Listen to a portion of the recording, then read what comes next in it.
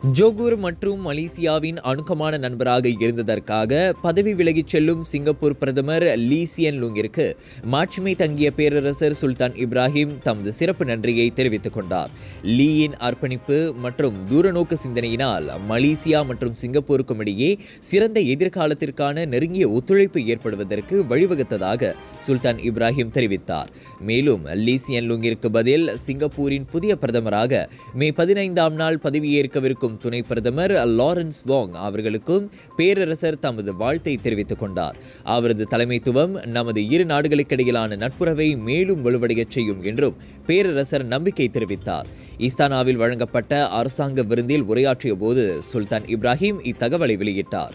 சுல்தான் இப்ராஹிம் மற்றும் பெருமாய்சூரி அகோங் ராஜா ஜரீத் சோஃபியா ஆகியோர் 2 நாள் மேற்கொண்ட அரசாங்க வருகையை முன்னிட்டு அதிபர் தர்மன் சண்முகரத்னம் அவர்களுக்கு விருந்து வழங்கி கௌரவித்தார்.